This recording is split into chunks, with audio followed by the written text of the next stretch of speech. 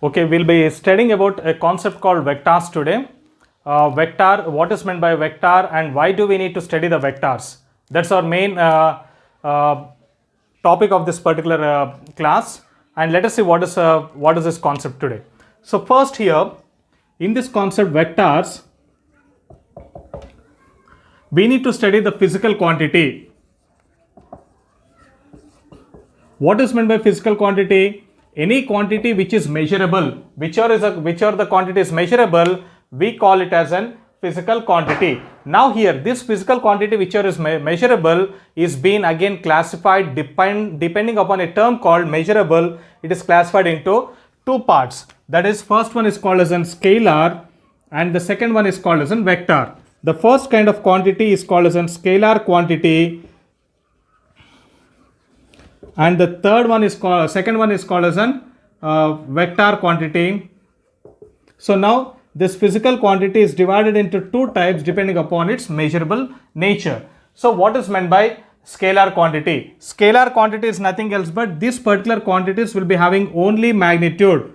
These quantities will have only magnitude. What is meant by magnitude? Again, when you talk about magnitude, you are telling about the size of that particular physical quantity. What is the size of that physical quantity is called as an magnitude. It will be having only magnitude. Then how does this scalars have been denoted? The scalars have been denoted by its letter. Any kind of alphabet we can denote that one. First let us see the examples. The examples of scalar is what? Length, mass, work. All these are the examples. So now etc. So how to denote one vector? So now see here, if I write W, so this W is one vector. It's normally denoted by just your normal alphabets. The denotation of a scalar can be done with the help of any alphabet. That is how the vector, this scalar has been denoted. Then next one, coming to the vector. Vector means it is a kind of physical quantity which will be having both magnitude and also direction. This physical quantity will be having, it has magnitude. Magnitude means you are telling about the size. It has got the magnitude or size, and also it will be having direction. It has got direction. So these kind of physical quantities we call it as an vector quantities. First of all, the scalar and vector quantity is a kind of physical quantity. Now scalar means it will be having only magnitude, whereas a vector will be having magnitude and also direction. So coming to the representation, how to represent this one? The vectors are always been represented by, if P is my vector, it is represented by one arrow mark. So you are supposed to represent a vector with an arrow mark. So this is how you will be representing a vector. So let me take one example. Force, acceleration, velocity, all are the examples of vectors. So now here, if I want to represent a force, so now the example of this force can be represented by F and arrow mark. So this is how you are supposed to represent a vector quantity. So this is a basics which you have studied in your school days. In your school days you have studied about vectors and scalars. This is about what you have studied in your school days. But here when you come to this concept of vectors in the this +1 or +2, you are supposed to understand why you are supposed to study this vectors. What is the main aim of studying the vectors? So first, this is a basics about vectors. What is meant by scalar and what is meant by vector.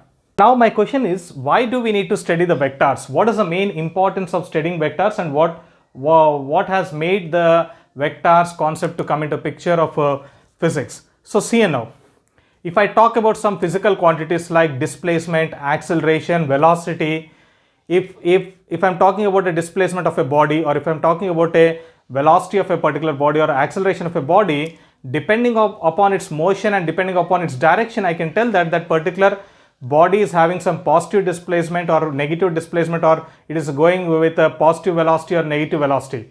But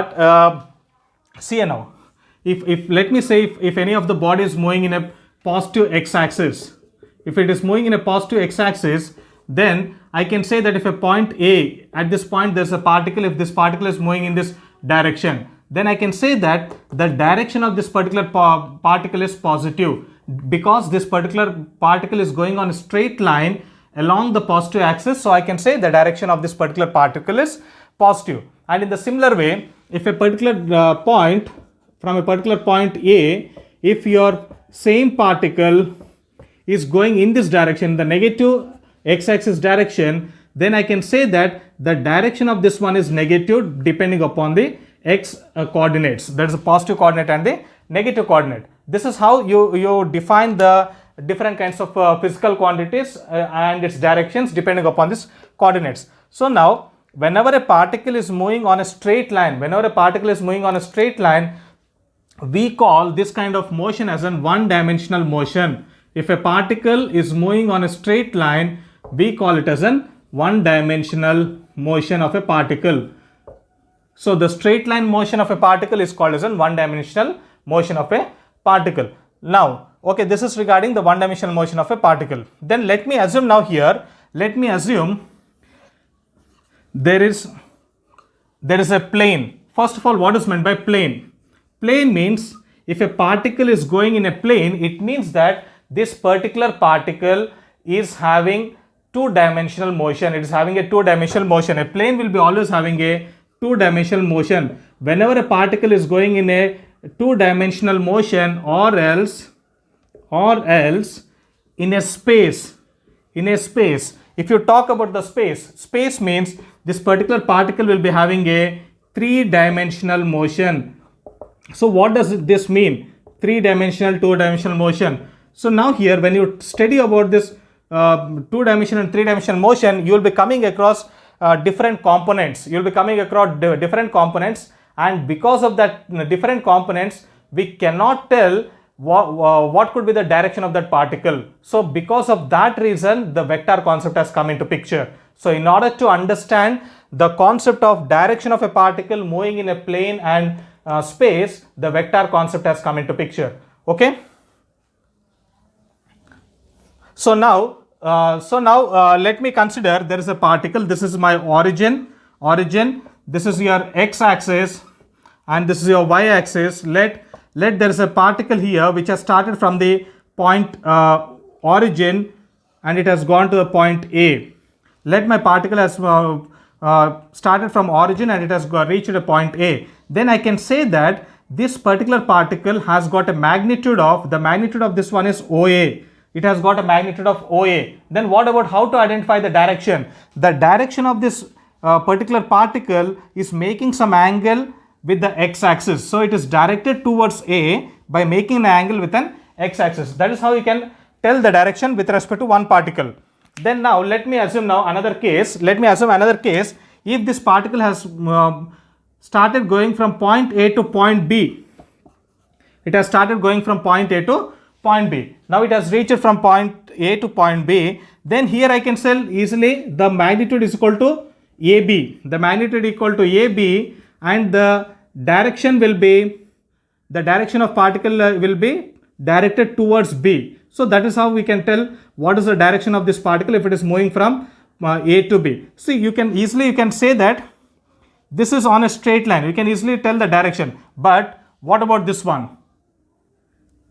The complete magnitude of this one, the complete magnitude of this particle will be OB if you take this origin into consideration. The complete magnitude will be OB. So that is, this is a magnitude. But here we cannot identify the direction of this one because of this two-dimensional or three-dimensional motions, because it has got different components. Like if you are talking about a plane, it will be having XY components. If you are talking about a space, it will be having XYZ components. So because of this different components in this plane, two-dimensional and also in three-dimensional point, we cannot identify the direction. So in order to identify the direction, the concept of vectors has been introduced. The vector is mainly introduced in order to identify the directions of a particular body or a direction of a particular particle moving in two-dimensional or three-dimensional space. Okay, the next concept is representation of vectors.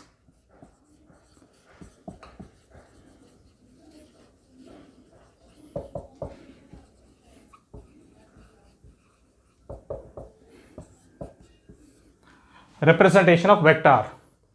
So listen here now, if I am having some vector like this at a point A and point B, let me name this vector as P. Then always keep in your mind the vector will be having a tail. This dot is called as a tail, and this arrow mark, the head of arrow mark is called is a vector direction. So now, then how does to understand the magnitude of this one? The length of this one, the length of this particular vector is denoted as magnitude. The length denotes the magnitude, and the direction of this vector, the direction denotes the head of this arrow mark. The head of this arrow mark will denote the direction. So this is regarding the representation of a vector. So I can write here your vector P equal to vector AB. So this is how you are supposed to represent a vector. A vector will be having an arrow mark on the top. So arrow mark, this head of the arrow mark will indicate the direction, of this particular vector. So now magnitude of a vector. The magnitude of vector is denoted by the magnitude of vector P. Let me take it as this one. It is denoted by mod of P. The magnitude of vector is always denoted by mod of P. The mod indicates it's the magnitude of that particular vector. Magnitude of this particular vector. And there is another kind of representation even for the vector. Some of the authors, they represent the vector by the bold letters. If the same P, if I write it as bold, the bold letter is also been used to represent the vector. Either you can use the arrow mark upon that particular alphabet or on the particular vector, or else you can use the bold letter. So this is the different kinds of representation for the vector. A vector will be equal to, it will be having an arrow mark on the top, and that arrow mark, the head of the arrow mark will indicate the direction of the vector, and this length indicates the magnitude of the vector.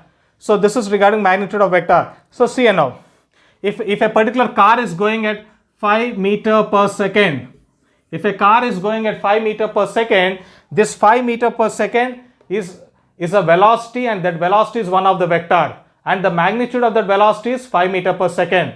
And how to indicate the direction? If a car is going at 5 meter per second east direction, then this east indicates the direction. East will indicate the direction. So this is how this magnitude indicates 5 meter per second. Force. If you are applying some force of 10 newtons, that 10 newtons is the magnitude of that particular vector force, and the direction is nothing else but if you are applying in in the east direction or north direction, that is the direction of that particular vector. If I am trying to push any of the door, then that direction in which or the direction I am trying to push, that will be the direction of the vector, and whatever the force I am applying, like for 2 Newton or 3 Newton, that 3 or 2 Newton will indicate the magnitude of that particular vector. So this is regarding the representation of vector, how a vector should be represented. Some terminologies in vectors.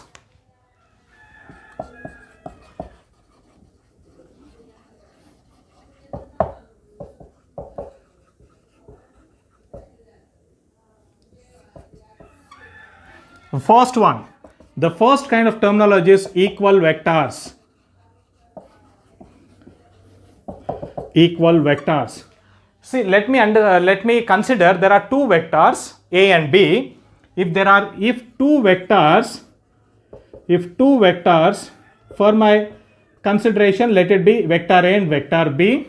If there are two vectors, if these two vectors are having the same magnitude, if they are having the same magnitude and are in the same direction, whenever the two vectors are having the same magnitude and same direction, we call those kind of vectors as equal vectors. If two vectors have same magnitude and are drawn in same direction, drawn and they are moved in same direction, then these two vectors are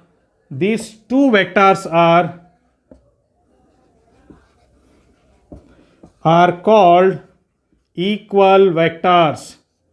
whenever there are two vectors A and B, if these two vectors are having the same magnitude and also are directed in the same direction, we call this kind of vectors as equal vectors. The equal magnitudes are denoted as, if I consider this as two equal vectors, then it is denoted as vector A equal to vector B. Vector A equal to vector B. Then what will be the angle between these two vectors? The angle between two vectors is, the angle between two equal vectors, the angle between two equal vectors is 0. It's an important objective. The angle between two equal vectors is 0. Let us see the second terminology, negative vectors.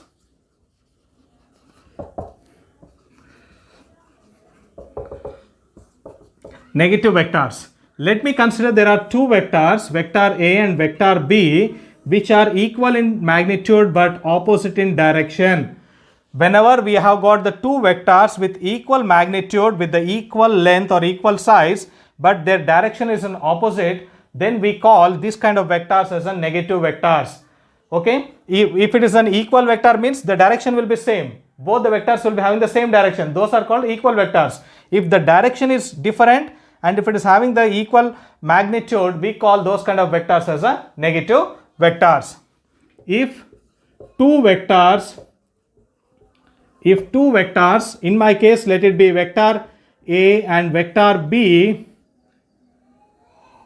have same magnitude but are driven in or drawn in opposite direction,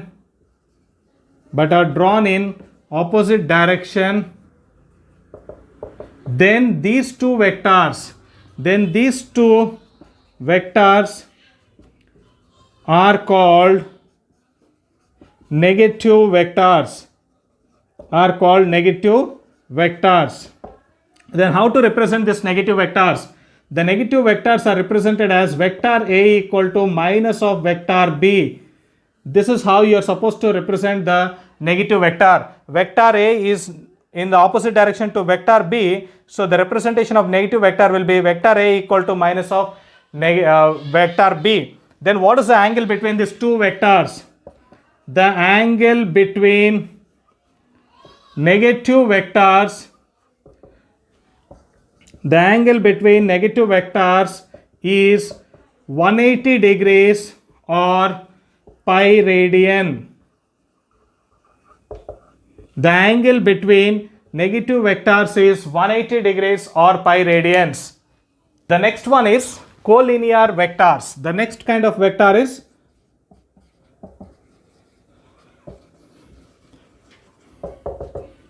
collinear vectors. So see now, in your mathematics you might have studied about the collinear points. Collinear points means what? If I am having, let me have 3 points, point A, point B and point C. If all these 3 points line on a same line, whenever all the 3 points line on the same line, we call this as a collinear points. Collinear point. If you know this concept, then the concept of collinear vector will be much more easier. Why? Because one kind of collinear vector depends upon this concept. So now let me consider there is a never-ending line. If on this line there is one vector A, and another vector B, then I call these two vectors as a collinear vector. If I am having these two vectors, vector A and vector B, then whenever these two vectors are having the same magnitude, equal magnitude and are directed in the same direction, and if they are parallel to each other, we call this one as also one kind of collinear vector. It should have the equal magnitude, directed in same direction with parallel to each other. We call this as one kind of collinear vector. Then another one, if there are two vectors, vector A and vector B, with same direction with equal magnitude but opposite in direction and parallel to each other, we call this kind of vectors also one kind of collinear vector. But the difference between this collinear vector and this collinear vector is, these vectors we call it as in parallel vectors. We call it as in parallel vectors. This one we call it as an anti-parallel vectors. We call it as an anti-parallel vectors. So now in the collinear vectors, we have seen the like vectors, unlike vectors, parallel vectors and anti-parallel vectors. So let me tell another kind of collinear vector. If I am having vector A and similarly vector B, then I can even call this two as an collinear vector. Whenever there are two vectors which are parallel to each other, which are drawn in the same direction with unequal magnitude, even those kind of vectors are also called as collinear vectors. So the vectors with the unequal magnitudes which are drawn in the same direction and parallel to each other, we call it as also one kind of collinear vector. And the name of this one is again parallel vectors only. It is also parallel vector. Then other one, if I am having vector A and vector B with unequal magnitude but directed in different directions which are parallel to each other, we call even this one also collinear vector, but this is anti-parallel vector. It is anti-parallel vector. So now here these are different kinds of collinear vectors, and the definition of collinear vector depends upon all these diagrams. Same magnitude,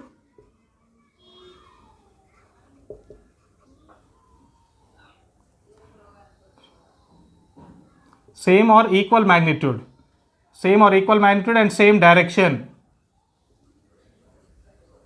and parallel to each other. Here equal magnitude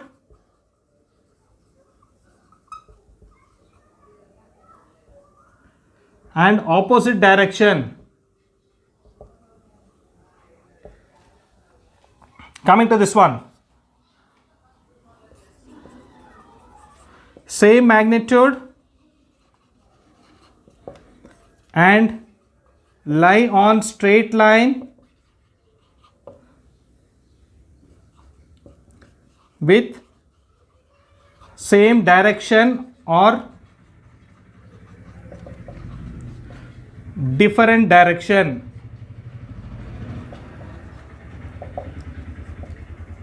If it is same direction, we call it as an like vectors. If it is different direction, we call it as an unlike vectors.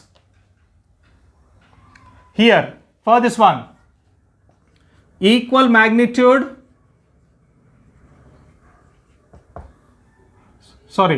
this is unequal magnitude and same direction and parallel to each other. Then coming to this one, unequal magnitude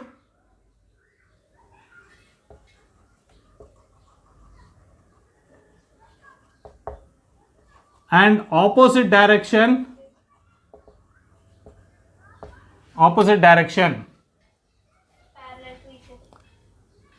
and parallel to each other, but this kind of parallel we call it as an anti-parallel vectors.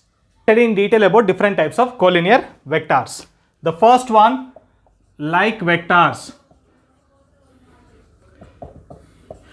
Like vectors are the vectors which lie along the same straight line with same direction. Those kind of vectors we call it as an like vectors. If the vectors are lying on the same straight line with the same direction, we call it them as an like vectors. The collinear vectors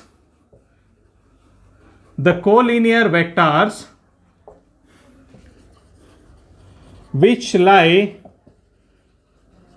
along the straight line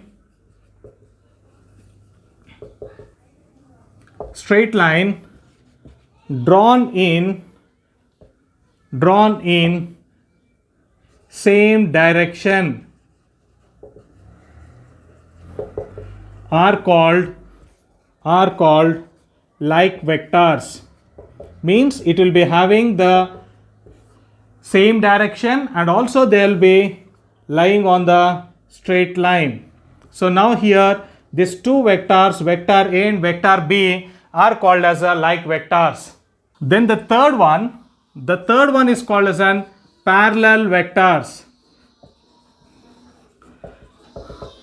See, when it comes to the parallel vectors, the magnitude of the vectors can be same or it can be different. It means it can be of equal magnitude or different magnitude. Now here, if I consider these two vectors, vector A and vector B, see now, these both are having unequal magnitude, but they are parallel to each other. So I can call them as a parallel vectors. Now coming to the another set of vectors.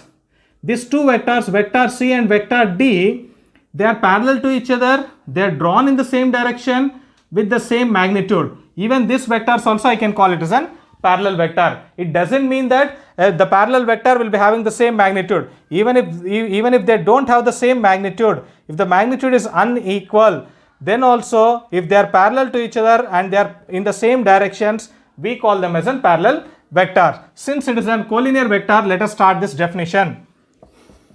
The collinear vectors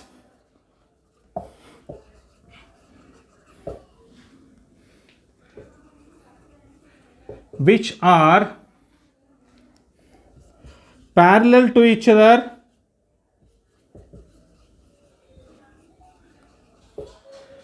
drawn in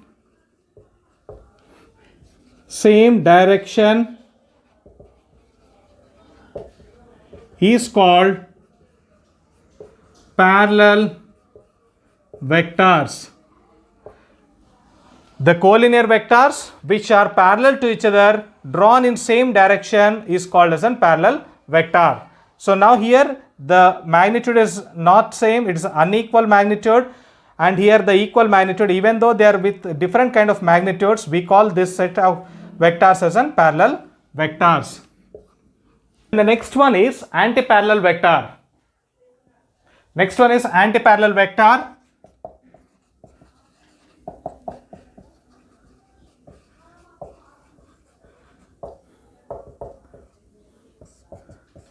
See now, antiparallel vector means if there are two vectors with unequal magnitude but opposite in direction, these vectors I can call it as an antiparallel vector. And even this one, the vectors with the same magnitude, with the equal magnitude but opposite in direction, even this one also I can call it as an antiparallel vector. It's an opposite to the parallel vector. Whenever the two vectors with equal magnitude or unequal magnitude are driven in the opposite directions, we call them as an antiparallel vectors. The collinear vectors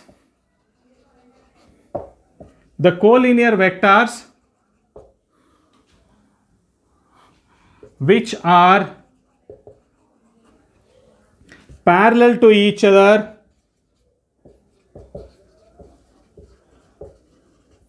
but drawn in opposite direction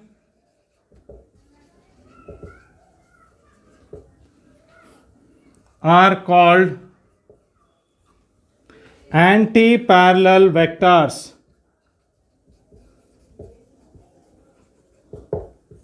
Antiparallel vector. When I write here only regarding the parallel nature and also the direction, if I don't mention the magnitude, it means that the magnitude of this antiparallel vector or the previous one parallel vector, it doesn't matter anything. It can be of same magnitude or it can be of different magnitudes. We have studied about different kinds of collinear vectors. We have studied like vectors, unlike vectors, parallel vectors and antiparallel vectors. But what about the angle between the two collinear vectors?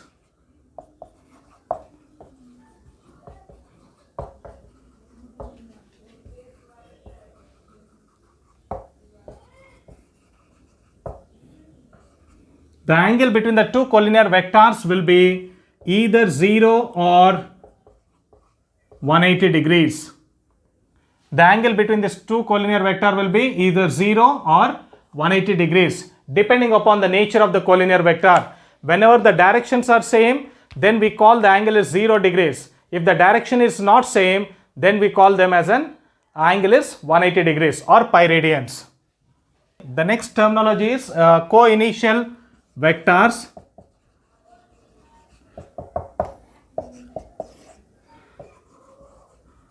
Co-initial vectors. So what is meant by co-initial vectors? So let me consider that there is one point, let the point be P, and at this point P, if there are so many vectors like this, let it be vector A, vector B, vector C and vector D. See now, at same point, all these vectors are originated. It means the tail of this, all the vectors are connected at one particular point. So now these vectors are called as a co-initial point. The co-initial points, co-initial vectors are nothing else but the vectors which is originated from the same point and with same magnitude or different magnitude and moving in same direction or different direction. Those kind of vectors we call it as a co-initial vectors. The vectors which is originated from the same point, having the same magnitude or different magnitude and moving in the same direction or different direction, those kind of vectors we call it as an co-initial points. I hope it is clear to you all. Okay, the vectors which are originated from same point, having same direction or different direction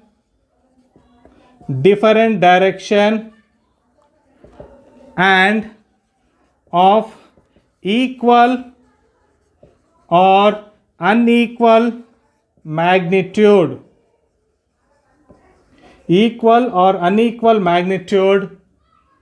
are called co-initial vectors. The vectors which is originated from same point, which are having the same magnitude or different magnitude and also moving in the same direction or different direction. So these kind of vectors we call it as an co-initial vectors. This one I can give one example. Consider that there are two balls which are moving in the same line with opposite direction. Then what happens? They will meet at one particular point and they get collided at one particular point. When they collide, what happens? They move again in the same they move in the different directions. We don't know to what distance they move. The distance to which they move is the magnitude and they are moving in the different direction. So all this kind of collision of two balls and resulting in motion of the two balls in different direction to different lengths is called as a one kind of collinear vector.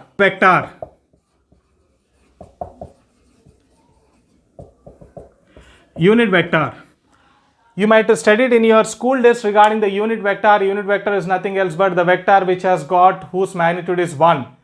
If the magnitude of a vector is 1, we call it as an unit vector. But here the unit vector, many people they study to its basics. If they study, they will understand what is the actual use of this unit vector. Unit vector means, okay, it's right, whose magnitude is 1. But apart from that one, the main aim of the unit vector is to tell the direction of the given vector. It's mainly used to denote the direction of a particular given vector. So unit vector means the vector of unit magnitude, or whose magnitude is 1 and it denotes the direction of the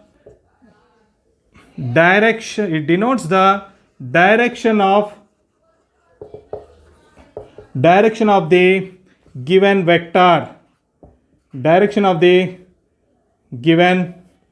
vector is called unit vector. Is called unit vector. The unit vector is denoted by cap. It is denoted by cap, or it is denoted by caret. See now, if I am having a unit vector like this, vector A, this one indicates the cap or caret.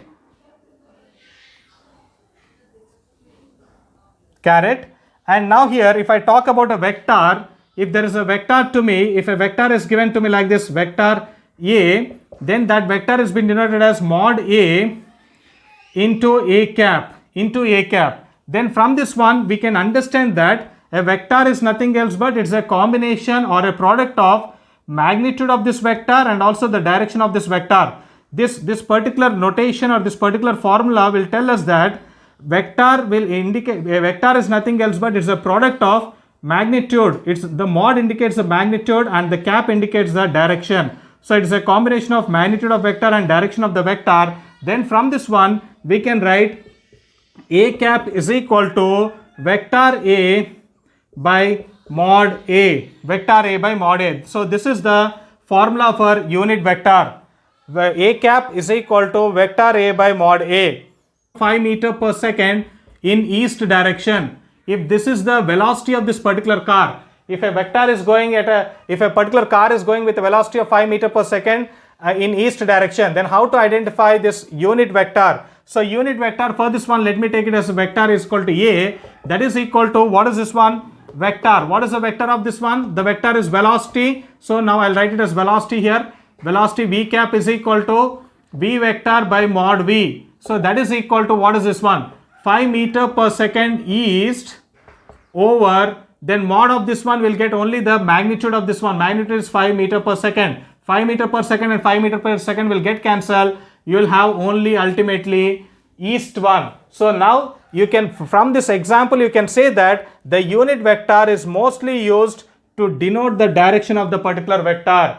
The unit vector is mostly used to denote the direction of a particular given vector. A velocity is given to you.